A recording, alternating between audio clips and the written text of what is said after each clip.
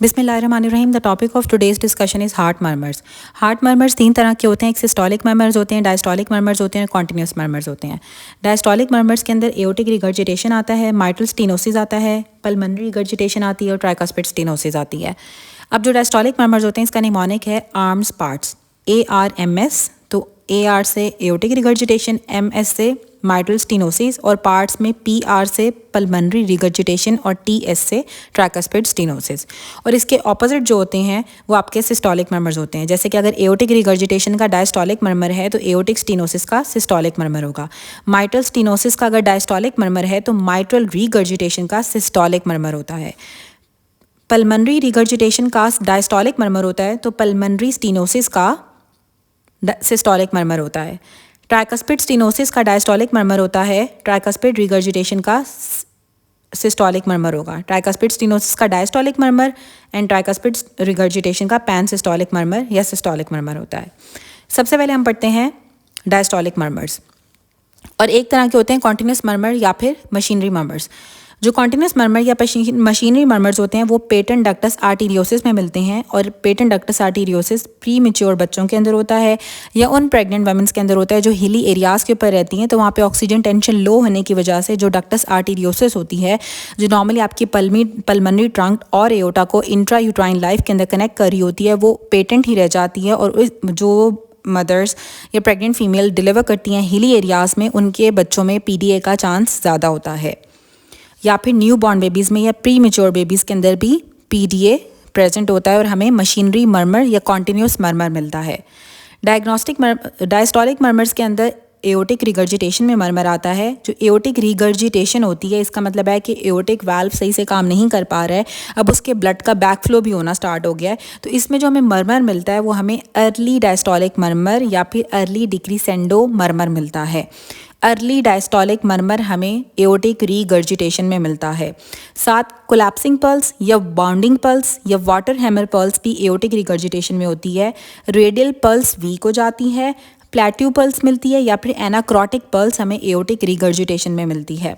Wide pulse pressure हो जाता है। पल्स प्रेशर वही कि सिस्टोलिक प्रेशर में से आप डायस्टोलिक प्रेशर को माइनस करोगे तो आपका पल्स प्रेशर होता है। वाइड पल्स प्रेशर हो जाता है एओर्टिक रिगर्जिटेशन में। वीक रेडियल पल्स होती है, प्लेट्यू फेज आता है, एनाक्रोटिक पल्स होती है, कोलैप्सिंग पल्स होगी, बाउंडिंग पल्स होगी, अर्ली डायस्टोलिक मर्मर होता है।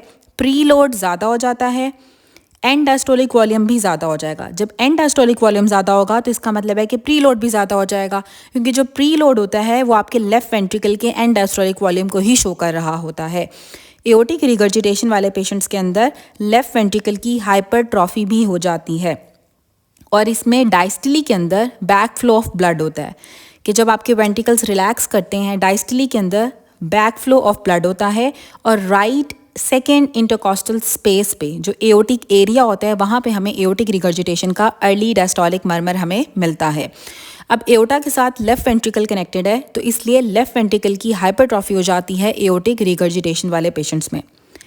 अब एओर्टिक रिगर्जिटेशन में अर्ली डायस्टोलिक मर्मर होगा, कोलैप्सिंग पल्स होगी, वाटर हैमर पल्स होगी, वीक रेडियल पल्स होगी, प्लेट्यू फेज होगा या एनाक्रोटिक पल्स होगी, वाइड पल्स प्रेशर हो जाता है, एंड डायस्टोलिक वॉल्यूम ज़्यादा हो जाएगा, प्री लोड ज़्यादा हो जाएगा, लेफ्ट वेंट्रिकल की हाइपरट्रॉफी हो जाती है, डायस्टली में बैक फ्लो ऑफ ब्लड होता है, राइट सेकेंड इंटरकॉस्टल स्पेस पे हमें इसका मर्मर मिलता है। उसके बाद आती है माइट्रल स्टेनोसिस। माइट्रल स्टेनोसिस भी डायस्टोलिक मर्मर होती है, लेकिन इसमें हमें मिड डायस्टोलिक रम्बलिंग मर्मर मिलता है। मिड डायस्टोलिक रम्बलिंग मर्मर हमें माइट्रल स्टेनोसिस में मिलेगा और एओर्टिक रिगर्जिटेशन में हमें अर्ली डायस्टोलिक मर्मर मिल रहा था। अब माइट्रल स्टेनोसिस के मर्मर में हमें मिड डायस्टोलिक रम्बलिंग मर्मर मिलता है। माइट्रल स्टेनोसिस का भी डायस्टोलिक मर्मर है जो कि मिड डायस्टोलिक रम्बलिंग मर्मर होता है। माइट्रल स्टेनोसिस का मर्मर हमें एपेक्स पे मिलता है। माइट्रल स्टेनोसिस में राइट वेंट्रिकल की हाइपरट्रॉफी का रिस्क होता है। माइट्रल स्टेनोसिस में राइट वेंट्रिकल की हाइपरट्रॉफी का रिस्क बढ़ जाता है। एपिक्स बीट टैपिंग हो जाती है, फर्स्ट हार्ट साउंड लाउड हो जाती है, क्योंकि हमने पढ़ा था कि माइट्रल और ट्राइकास्पिड वाल्व के क्लोजर की वजह से फर्स्ट हार्ट साउंड प्रोड्यूस होती है। तो माइट्रल स्टेनोसिस के अंदर फर्स्ट हार्ट साउंड लाउड हो जाती है, हमें ओपनिंग स्नैप मिलता है, मिड डायस्टोलिक रम्बलिंग मर्मर होता है और जो डायस्टोलिक मर्मर्स होते हैं साथ इसमें आपका प्री लोड लो हो जाएगा। प्रीलोड ज़्यादा हो रहा था एओर्टिक रिगर्जिटेशन वाले मरमर में, और माइट्रल स्टेनोसिस में प्रीलोड डिक्रीज़ कर रहा है। माइट्रल स्टेनोसिस में टेपिंग एपिक स्पीड मिलती है, साथ इसमें राइट वेंट्रिकल की हाइपरट्रॉफी का रिस्क बढ़ जाता है। राइट वेंट्रिकल की हाइपरट्रॉफी का रिस्क बढ़ जाएगा, टेपिंग एपिक्स बीट मिलती है, लाउड S1 हो जाती है, ओपनिंग स्नैप मिलता है, मिड डायस्टोलिक रंबलिंग मरमर होता है, डायस्टोलिक मरमर का प्रीलोड डिक्रीज कर जाएगा। और रियोमैटिक हार्ट डिजीज़ का सबसे ज़्यादा जो सीक्वल होता है ना, वो आपका माइट्रल स्टेनोसिस होती है। कि जिन पेशेंट्स को रियोमैटिक हार्ट डिजीज़ होती है उनके अंदर सबसे ज़्यादा जो होता है वो माइट्रल स्टेनोसिस डेवलप हो जाती है। और माइट्रल स्टेनोसिस वाले पेशेंट्स के अंदर जो एडीमा होता है वो भी कैपिलरी हाइड्रोस्टैटिक प्रेशर ज़्यादा हो जाने की वजह से होता है। कैपिलरी हाइड्रोस्टैटिक प्रेशर ज़्यादा हो जाता है तो माइट्रल स्टेनोसिस वाले पेशेंट्स के अंदर एडीमा हो जाता है। रियोमैटिक हार्ट डिजीज़ का जो मोस्ट इंपॉर्टेंट सीक्वल है वो भी माइट्रल स्टेनोसिस है। S1 लाउड हो जाती है, टेपिंग एपिक्स बीट आती है, ओपनिंग स्नैप होती है, मिड डायस्टोलिक रंबलिंग मरमर हमें मिलता है, साथ डायस्टोलिक मरमर होगा जिसका प्रीलोड डिक्रीज कर जाता है। उसके बाद जो पल्मोनरी रिगर्जिटेशन और जो ट्राइकस्पिड स्टेनोसिस है, इनके सिनेरियोज इतने ज़्यादा पास्ट पेपर MCQs में नहीं आए हुए हैं। अब हम पढ़ते हैं सिस्टोलिक मरमर्स। अब सिस्टोलिक मरमर्स के अंदर सबसे पहले आता है एओर्टिक स्टेनोसिस का मरमर। एओर्टिक स्टेनोसिस का मरमर है, मतलब अब जो एओर्टा है वो अब स्टेनोज्ड हो गया है। इसमें जो मरमर मिलता है वो हमें इजेक्शन सिस्टोलिक मरमर मिलेगा, लेकिन उसकी एक टाइप होती है that is crescendo and decrescendo. Crescendo decrescendo increasing decreasing pattern होता है। क्रीसेंडो डिक्रीसेंडो सिस्टोलिक इजेक्शन मरमर मिलता है। एंजाइना की तरह का पेशेंट को पेन होता है एओर्टिक स्टेनोसिस में, और ये कैरोटिड की तरफ रेडिएट करता है। स्लो राइजिंग पल्स हमें मिलती है, नैरो पल्स प्रेशर हो जाता है, और लेफ़्ट वेंट्रिकल की हाइपरट्रॉफी होती है।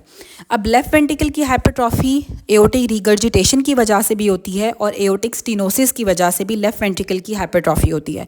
लेकिन एंजाइना की तरह का पेन एओर्टिक स्टेनोसिस में होता है, ये आपकी कैरोटिड तक रेडिएट करता है, क्योंकि जब एओर्टा बंद हो जाएगा, एओर्टा स्टेनोज्ड हो जाएगा, तो ऊपर की जो वेन्स हैं वो उन तक आपका ये मरमर फील होगा, तो कैरोटिड में हमें फील होता है। इसका जो पैटर्न होता है वो क्रीसेंडो डिक्रीसेंडो सिस्टोलिक इजेक्शन मरमर होता है, क्योंकि एओर्टा ने इजेक्ट करना है ब्लड को, तो जो इसलिए इजेक्शन मरमर हमें एओर्टिक स्टेनोसिस में मिलता है। रेडिएट करता है कैरोटिड की तरफ, और आपकी स्लो राइजिंग पल्स होगी, आहिस्ता आहिस्ता से पल्स राइज करती है। स्लो राइजिंग पल्स होती है एओर्टिक स्टेनोसिस में। एओर्टिक रिगर्जिटेशन में कोलैप्सिंग पल्स थी। माइट्रल स्टेनोसिस के अंदर हमें ओपनिंग स्नैप मिल रहा था, फर्स्ट हार्ट साउंड लाउड हो गई थी, और एओर्टिक स्टेनोसिस के अंदर स्लो राइजिंग पल्स है। एंजाइना की तरह का पेन है, स्लो राइजिंग पल्स है, लेफ्ट वेंट्रिकल की हाइपरट्रॉफी है, नैरो पल्स प्रेशर है, और ये कैरोटिड में रेडिएट करता है। उसके बाद आते हैं माइट्रल रिगर्जिटेशन। माइट्रल रिगर्जिटेशन का भी सिस्टोलिक मरमर होता है, और ये पैन सिस्टोलिक मरमर होता है। इसे हम ब्लोइंग पैन सिस्टोलिक मरमर कहते हैं। माइट्रल स्टेनोसिस और माइट्रल रिगर्जिटेशन का मरमर दोनों हमें एपिक्स पे मिलते हैं। तो माइट्रल रिगर्जिटेशन में पैन सिस्टोलिक मरमर होगा, और माइट्रल स्टेनोसिस में हमने मिड डायस्टोलिक रंबलिंग मरमर था। माइट्रल रिगर्जिटेशन का भी मरमर हमें एपिक्स के ऊपर मिलता है, और ये एक्जिला में रेडिएट करता है। माइट्रल रिगर्जिटेशन का मरमर एक्जिला में रेडिएट कर रहा है, एओर्टिक स्टेनोसिस का मरमर आपकी कैरोटिड में रेडिएट करता है। माइट्रल रिगर्जिटेशन में हमें पैन सिस्टोलिक मरमर मिलता है एपिक्स पे, रेडिएट करता है एक्जिला में। उसके बाद जो पल्मोनरी स्टेनोसिस होती है, इसका मरमर हमें पल्मोनरी एरिया पे ही मिलेगा। जो ट्राइकस्पिड रिगर्जिटेशन होती है उसका मरमर भी हमें पैन सिस्टोलिक मरमर होता है, और ये आपके स्टर्नल बॉर्डर के ऊपर, लेफ्ट स्टर्नल बॉर्डर के ऊपर रेडिएट करता है, और हमें ट्राइकस्पिड एरिया के ऊपर ट्राइकस्पिड रिगर्जिटेशन का मरमर फील होगा, या हम ऑस्कल्टेट करेंगे। अब इसका एक निमोनिक होता है, MTV से याद रखना है कि माइट्रल रिगर्जिटेशन, ट्राइकस्पिड रिगर्जिटेशन और वेंट्रिकुलर सेप्टल डिफेक्ट्स MTV, इन तीनों के अंदर जो है वो पैन सिस्टोलिक मरमर होता है। तो माइट्रल रिगर्जिटेशन में भी पैन सिस्टोलिक मरमर था, ट्राइकस्पिड रिगर्जिटेशन के अंदर भी पैन सिस्टोलिक मरमर है, और वेंट्रिकुलर सेप्टल डिफेक्ट्स के अंदर भी पैन सिस्टोलिक मरमर होगा। और साथ जो वेंट्रिकुलर सेप्टल डिफेक्ट्स होंगे ना, इसमें बच्चा जो है, क्योंकि साइनोटिक हार्ट डिजीज़ में जैसे कि टॉफ वालों में आपका जो है ना वो VSD हो जाता है, या ए साइनोटिक हार्ट डिजीज़ के अंदर भी आपका वेंट्रिकुलर सेप्टल डिफेक्ट्स आते हैं। तो जो वेंट्रिकुलर सेप्टल डिफेक्ट हो ना, इसमें बच्चे को एक तो पैन सिस्टोलिक मरमर होगा, साथ उसको बर्थ के 5 हफ्तों के बाद साइनोसिस डेवलप हो जाएगी। और क्योंकि अगर ये पार्ट होगा टॉफ का, टेट्रोलॉजी ऑफ फेलो का, तो फिर उसको साइनोसिस डेवलप हो जाएगी। और इम्फेलोसील जो होती है वो VSD के साथ एसोसिएटेड होती है। जो पैन सिस्टोलिक मरमर हमें VSD में मिलता है वो इसलिए मिलता है क्योंकि जो वेंट्रिकुलर सेप्टम है उसका जो मेम्ब्रेनस पार्ट होता है ना, उसमें डिफेक्ट होने की वजह से हमें VSD का मरमर पैन सिस्टोलिक मिलता है। तो membranes part of the septum जब डिफेक्टेड होगा तो हमें पैन सिस्टोलिक मरमर मिलता है। ओम्फेलोसील एसोसिएटेड होती है VSD के साथ। पैन सिस्टोलिक मरमर के बाद अगर आपको 5 दिन के बाद बच्चे को अगर साइनोसिस डेवलप हो रही है तो वो भी VSD होगी। इसी तरह से जो माइट्रल वाल्व का प्रोलैप्स होता है इसमें माइक्सॉइड डीजनरेशन मिलती है और माइट्रल वाल्व जो होता है ना वो माइक्सिमेटस हो जाता है और मिड सिस्टोलिक क्लिक हमें मिलती है माइट्रल वाल्व प्रोलैप्स में। अब सिनेरियो में दिया हुआ था कि एक टॉल यंग मैन है, वो सर्कस में परफॉर्म करता था और उसकी लेंस की भी डिसलोकेशन हुई हुई है। तो यूजुअली ये मार्फन सिंड्रोम का था और साथ उसको क्रशिंग या क्रूशिएटिंग चेस्ट पेन एकदम से डेवलप हुआ है। तो ये माइट्रल वाल्व प्रोलैप्स का सिनेरियो है, क्योंकि मार्फन सिंड्रोम वाले पेशेंट्स को भी अक्सर माइट्रल वाल्व इन्वॉल्व होता है। तो माइट्रल वाल्व का प्रोलैप्स हो गया जिसकी वजह से जो है वो एक टॉल यंग मैन जो सर्कस में परफॉर्म कर रहा था, लेंस डिसलोकेशन उसकी हुई भी थी और सडन से क्रशिंग चेस्ट पेन हुआ तो उसका माइट्रल वाल्व का प्रोलैप्स हो गया था। माइट्रल वाल्व प्रोलैप्स में माइक्सॉइड डीजनरेशन हो जाती है माइट्रल वाल्व की, या फिर माइक्सोमेटस आपका माइट्रल वाल्व हो जाता है। और जो पेटेंट डक्टस आर्टेरियोसिस है जिसमें हमें मशीनरी मरमर मिलता है, PDA जो होता है ना इसमें आपका मशीन की तरह का या कॉन्टीन्यूस मरमर मिलता है और यूजुअली तो ये बर्थ के फ़ौरन बाद क्लोज़ हो जाता है। लेकिन अगर कोई वुमेन ऐसी हिली एरिया पे रह रही होगी तो उसका वो क्लोज़ नहीं होता है क्योंकि पार्शियल प्रेशर ऑफ ऑक्सीजन कम होता है, तो पेटेंट रह जाता है जो डक्टस आर्टेरियोसिस होता है। इसमें पेशेंट को पेरिफेरल साइनोसिस होगी बच्चे को और atrial septal defects usually associated होते हैं PDA के साथ। अब एनॉमली स्कैन अगर आप किसी प्रेग्नेंट फीमेल का कराओ और वो नॉर्मल आए लेकिन स्टिल एट बर्थ पे PDA patent ductus arteriosus develop हो सकता है फीटस को। और जो डक्टस आर्टेरियोसिस होती है ये ब्लड को शंट करती है आपकी पल्मोनरी आर्टरी या पल्मोनरी ट्रंक एरियोटा के दरमियान में इंट्रायूट्राइन लाइफ में। डक्टस आर्टेरियोसिस नॉर्मल होता है इन यूट्रो लाइफ के अंदर और PDA की जो ड्रग ऑफ चॉइस होती है वो इंडोमैथिसिन होती है और ये प्री मैच्योर इन्फेंट्स में हमें मिलता है।